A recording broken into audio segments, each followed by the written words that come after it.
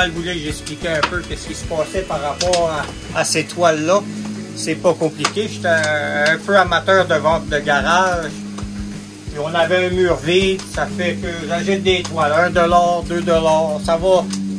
Les chairs sont à 5 $. Puis on affiche ça ici. Ça fait jaser le monde. Puis des fois, des gens ils disent oh, j'aime cette toile-là. Ben, je leur dis va-t'en avec. Ça me fait plaisir. Puis ça fait parler. Puis on a du fun avec ça. C'est l'entrepôt pour le bois de chauffage, autant pour l'évaporateur que pour le chalet.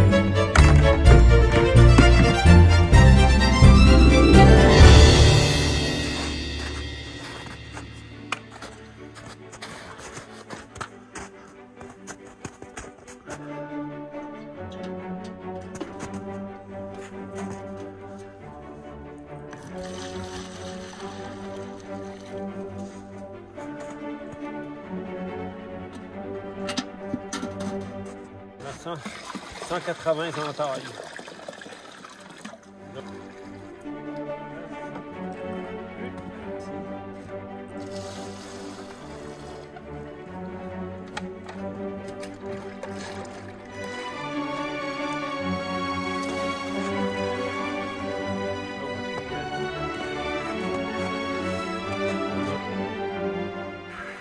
Il y a un filtre ici pour filtrer.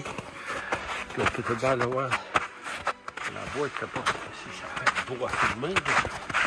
Tu vas voir que l'eau va couler dans un autre filtre.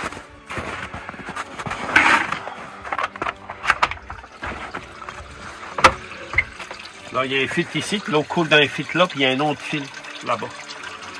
Ça, c'est une boîte isolée. Là, on voit l'eau couler. Là, j'humidifie les filtres. Il faut qu'ils soient humidifiés pour faire passer le sirop. Ensuite, je vais les installer dans les deuxièmes filtres. Ça, c'est le filtre, les filtres fins, puis il y a les filtres un peu moins fins qui sont dans le fond.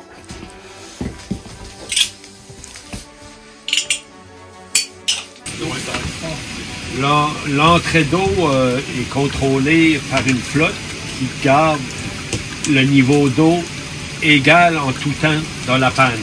C'est environ 2 pouces, là, 5 cm d'eau au niveau de la panne.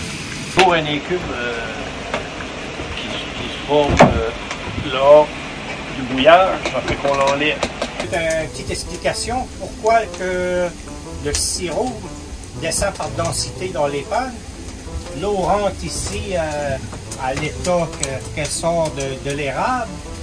Puis l'évaporateur a une petite pente vers l'avant. Plus le sirop vient au sucre, il descend par la densité, la pesanteur. Ici, on a un siphon qui le fait traverser dans la petite panne à l'avant. Donc, le sucre descend toujours dans la panne d'en avant.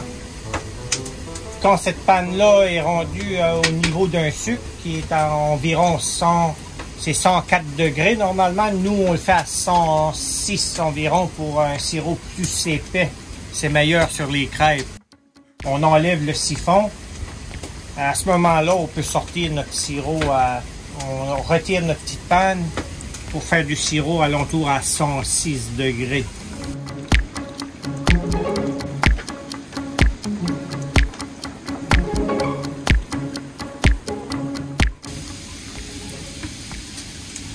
Là, je suis en train de mesurer la température du sirop. Ici, il me donne alentour 104 degrés. Ça me confirme avec Celui-ci qu'on utilise à 404,8. Ça veut dire qu'on est tout près de la température pour sortir. Nous, on est à 105, 106. Ça devrait pas tarder d'ici 10-15 minutes. On devrait sortir notre production pour la journée. Vu qu'on est présentement près de la température pour avoir un sirop, on va retirer le siphon parce que le siphon fait qu'il transfère l'eau de la panne en arrière qui est pas en sirop dans celle d'en avant, ce qui cause une variation de la température. En retirant le siphon, on va avoir une température qui va se tenir égale en avant, qui va nous permettre de sortir le sirop à la température parfaite que l'on désire. Nous, ce qui est alentour 106 degrés.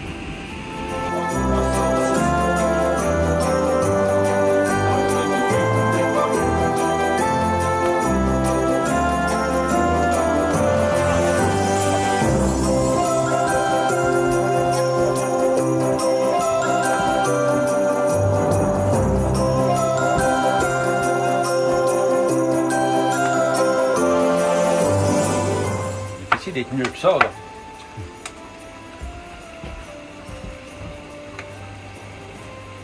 C'est pas le boss, tu décides. Mais déjà, c'est 104, 106. On va attendre un petit peu.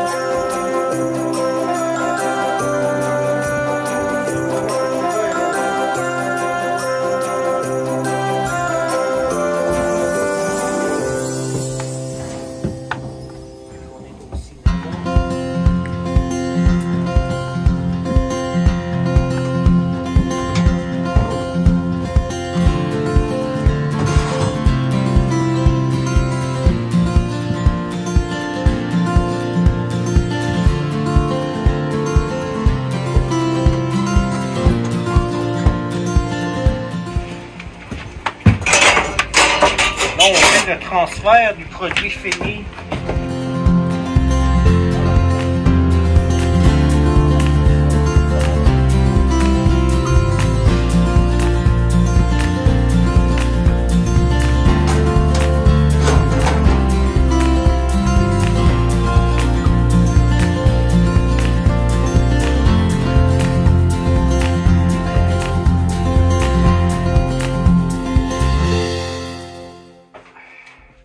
Là, c'est le processus de filtrage, 2 filtres. Ça tombe sur le produit fini.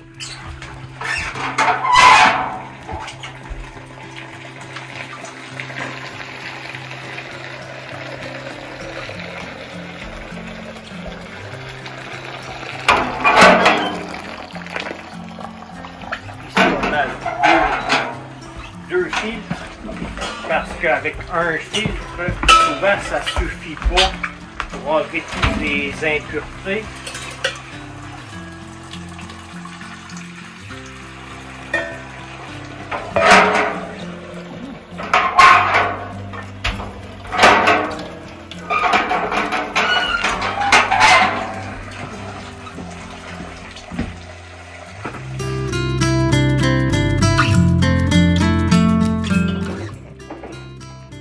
Là, je vais aller brosser le tour pour enlever les impuretés qu'il y a dans la panne, pour la remettre en service pour avoir une nouvelle coulée qui soit propre, biologique et exempt de tout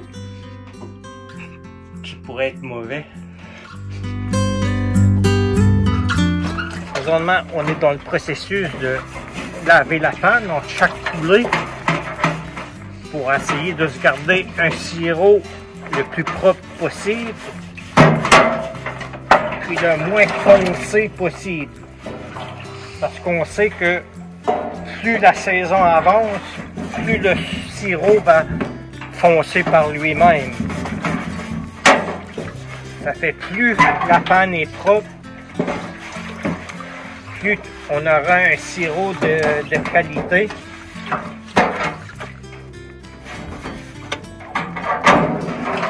Le sirop a été coulé. On va se préparer pour la prochaine coulée.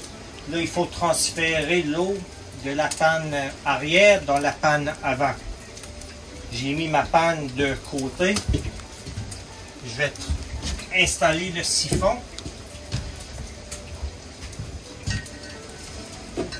Qui va transférer l'eau de la panne arrière à la panne avant. Je ne sais pas si Gérald peut voir que le transfert se fait. Je ne sais pas si sa caméra il lui permet de voir ça. Puis on ne peut jamais mettre une panne sur un feu s'il n'y a pas d'eau dedans parce qu'elle va brûler. Une fois que c'est brûlé, ben, tu fais du sirop de mauvaise qualité. Je dis pas qu'il n'est pas bon, mais il est de mauvaise qualité parce qu'il va goûter tout le temps de brûler. C'est pour ça que c'est toujours important d'avoir de l'eau dans ses pannes avant de les mettre sur le feu.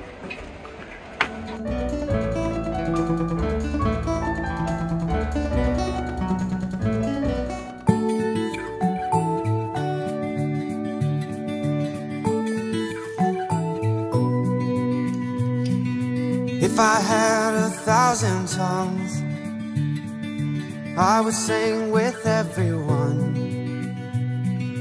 Voices like a mountain song,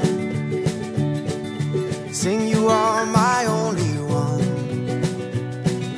C'est meilleur sur les crèmes. Oh my days, life is wonderful. Life is wonderful. Never understood, but life can be this good.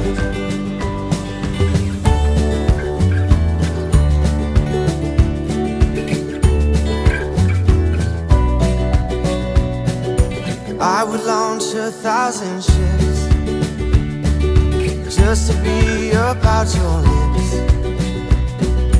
till the multitudes sail away, just to see you every day.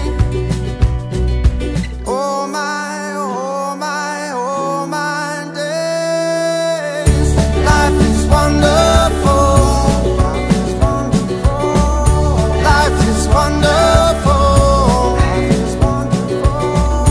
Never understood, but life can be this good. If I lived 1,000 lives, I'd spend them all with you beside. Never-ending deja vu, never-ending days with you. Oh my, oh my, oh my days.